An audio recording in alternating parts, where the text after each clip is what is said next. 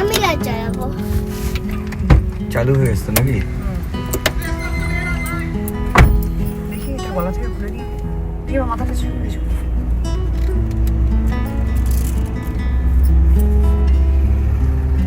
মোহরের স্কুলে আজ নাচের অনুষ্ঠান। নাচের অনুষ্ঠান মানে শুধু যে নাচ হবে তা কিন্তু নয়, অনেক রকমেরই অনুষ্ঠান আছে। নাচের অনুষ্ঠানটা হঠাৎ করে বলে ফেললাম, তার কারণ হচ্ছে আজকে মোহর কিন্তু স্কুলে ফার্স্ট টাইম নাচ পারফর্ম করবে। তো ওর ডান্সটার জন্য আমি যতটা এক্সাইটেড ছিলাম ততটাই ছিলাম ওর এই সুন্দর করে মেকআপ লুকটার জন্য। আগের সপ্তাহতেই ওর ম্যাম কিন্তু বলে দিয়েছিলেন ওর ডান্সের জন্য কি কি লাগবে। তো সেই মতন সব কিছু আমি অনেকদিন আগে থাকতেই গুছিয়ে ফেলেছিলাম, আর সেইভাবে মেয়েকে বাড়ির থেকে খুব সুন্দর করে অলরেডি আমি রেডিও করে নিয়ে এসেছি। তবে কিছু কিছু জিনিস বাকি ছিল আর হাতে সময় ছিল খুব কম, তাই ভাবলাম গাড়িতে গিয়ে তো বেশ কিছু সময় পাবো, তাই ওখানে বসেই কমপ্লিট করব। তাই শেষের কিছু মেকআপ আমি এখন গাড়িতে বসেই কমপ্লিট করব। আর এই শাড়িটা মোহরকে পরাতে গিয়ে এত কষ্ট হয়েছে। শাড়িটা ছিল একেবারে নতুন সুতির শাড়ি, আর ওর কোমরে গুছতেই পারছিলাম না, এতটা কুচি করার পর মোটা হয়ে গিয়েছিল।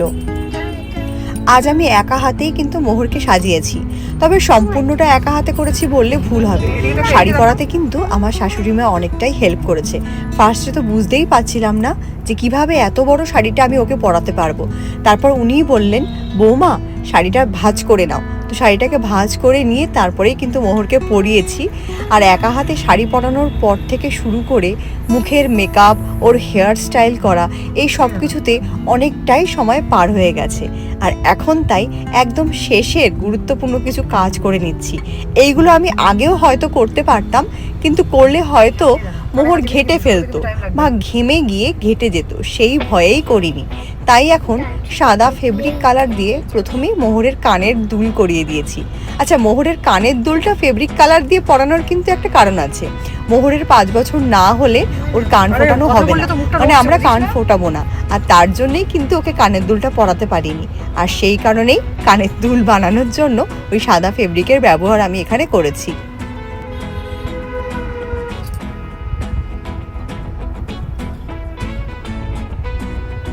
আর ওই সাদা ফেব্রিক কালার দিয়েই তুলির, যদিও সামনেটা ইউজ করিনি, তুলির পেছনের অংশটা ইউজ করে মোহরের কপালে টিপটাও কিন্তু এঁকে দিয়েছি।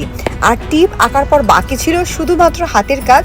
হাতে অনেককেই দেখেছি আমি আলতা ইউজ করতে, কিন্তু বেশ সময় নিয়ে আমি কিন্তু মোহরের হাতের ওই মাঝখানে গোল করা, মানে রেড কালারের গোল, আর তার চারিপাশের বিন্দিগুলো কিন্তু সবটুকুনি ফেব্রিক কালার দিয়ে করেছি। আর ক্লাসে যখন এসেছে মোহর, বন্ধু বান্ধবীরা পেয়ে তো একেবারে কি বলবো।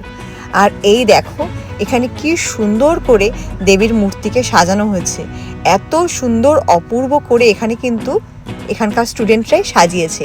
আর এই যে সমস্ত স্টুডেন্টরা এখানে আনন্দ করছে, আর এখানে এখন বাচ্চাদেরকে এক জায়গায় করার কাজ চলছে। আর এই যে তোমরা এখন দেখতে পাচ্ছ মোহরের ডান্স পারফরমেন্স। এই গানটা আমি দিতে পারলাম না, কিন্তু গানটা আমার একটু একটু মনে আছে। আর এই গানটা তো মোহরের পুরোই মুখস্থ, তবে গানটা আমার কাছে একেবারেই নতুন। এই মোহরের পারফরমেন্সের মধ্যে দিয়েই কিন্তু আমি এই গানটা প্রথমবার শুনলাম। এই গানটা হচ্ছে গৌরী এলো দেখে জালো। এই গানটা যেমন মোহরের পুরো মুখস্থ হয়ে গেছে, নাচটাও কিন্তু মোহর ভীষণই মন থেকে করছে। আর নাচ প্র্যাকটিস স্কুলে যখনই করেছে, বাড়ি ফিরে সেই দিন ওর দাদান, ঠাম্মি, পাপা থেকে শুরু করে সবাইকে একবার লাইনে দাঁড় করিয়ে একদম ঠিক এই রকমভাবে এই ডান্সটা কিন্তু প্র্যাকটিস করিয়েছে। আর এই পোস্টটাতে মোহরকে এত অপূর্ব লাগছিল। আর নাচ না শিখেও ও যে এত সুন্দর পারফর্ম করতে পারবে, সত্যি আমরা খুবই আশ্চর্য হয়ে গেছি ওর এই পারফরমেন্সটা দেখে। কত সুন্দর এনার্জি নিয়ে মুখে গান গাইতে গাইতে এইটুকুনি একটা বাচ্চা মেয়ে পারফর্ম করছে, আমি তো দেখে অবাক হয়ে যাচ্ছি। আর এটাই ভাবছি যে ওর জায়গায় আমি হলে আমি কি করতাম, আমি কি আদেও পারতাম? না, আমি সত্যিই পারতাম না। নিজে তো ডান্সটা সুন্দর করে করলোই, আবার এটাও ওর খেয়াল আছে যে অন্যরা ঠিকঠাক করে করছে কিনা। ওর পার্টনারকে দেখো খুঁজে নিয়ে আসছে। আর এরপরেই ছিল বাচ্চাদের আরেকটা ডান্স পারফরমেন্স। এই গ্রুপে কিন্তু মোহর ছিল না, মোহরের ওই একটাই ডান্স ছিল, এটা আরেকটা বাচ্চাদের পারফরমেন্স। আর এরা ডান্স করছিল আয় রে ছুটে আয় এই গানটার ওপর। তো এই পারফরমেন্সের কিছুক্ষণ পরেই কিন্তু আমরা আমাদের স্কুল থেকে বেরিয়ে আসি। আর আজকের দিনটা সত্যি সত্যি আমাদের কাছে না মেমোরেবল হয়ে থাকবে। এত সুন্দর একটা পারফরমেন্স আমরা দেখলাম, মানে কি বলবো। আর এই পারফরমেন্সের পরে মোহর যখন বাড়িতে এসছে, প্রত্যেকে ওর পারফরমেন্স দেখে জাস্ট অ্যাস্টনিশড হয়ে গেছে। প্রত্যেকে তো এটাই বলছে যে তোমার কি গিফট চাই বলো, কি গিফট চাই, এত সুন্দর পারফর্ম করেছো তুমি, তোমার কি গিফট চাই। আর এই গ্রুপে দেখো এই মাঝখানের বাচ্চা দুটোকে, আর ওই যে বাচ্চাটার মাথা ভরা চুল না, ওকে যে এত অপূর্ব লাগছিল সামনের থেকে দেখতে, সত্যি অপূর্ব। আর ডান্স স্টেপগুলোও এত মিষ্টি ছিল, প্রত্যেককে খুব কিউট লাগছিল দেখতে। আর প্রত্যেকে কিন্তু এখানে ওদেরকে বলাই ছিল যে তোমাদের বাড়ির থেকে তোমাদের যা যা প্রিন্সেস ড্রেস রয়েছে বা পার্টি ওয়্যার ড্রেস রয়েছে, যার যেমন কালার পছন্দ তেমন পরে আসবে। আর আমার মেয়েদের যে ডান্সটা ছিল, ওদের কিন্তু একটা পার্টিকুলার ড্রেস কোড ছিল, সবাইকেই কিন্তু সেই ড্রেস কোডটা মেনটেন করতে হয়েছিল। আর এদের এই ডান্সের ক্ষেত্রে কিন্তু এরকম কোনো কোডের বালাই নেই। তবে নাচটা খুবই কিউট একটা পারফরমেন্স ছিল, সবাই খুব সুন্দর পারফর্ম করেছে।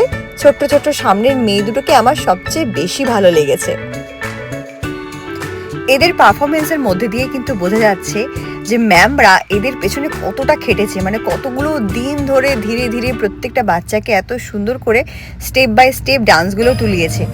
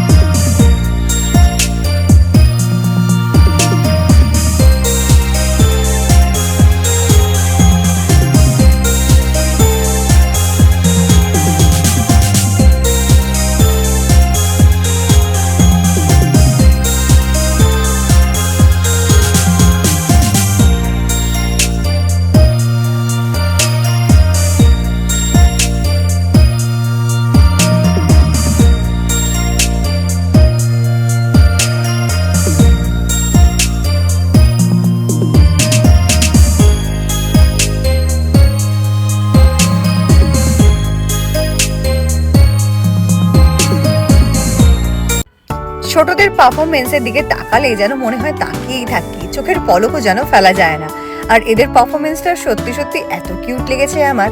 তো এনিওয়ে চলো, এরপরে আমরা বেরিয়ে আসলাম। আর তার আগে মোহরের দাদু ভাইয়ের সাথে বেশ কিছু সুন্দর সুন্দর ফটো তুলে নিল। আমি ওকে অনেকবার বলেছি যে বাবার আমার সাথেও দু একটা ফটো তোল, না ফটো তুলবো না। ও যেন কেন সাজুগুজু করার পর খুব একটা বেশি ফটোই তুলতে চায় না, তবুও ওকে জোর করে, দেখো জোর করার মুখের অবস্থা। তো এইভাবে জোর করে বেশ কিছু ফটো আমরা তুললাম। বাবা সফল হয়েছে দুটো ফটো তুলতে ওর সাথে।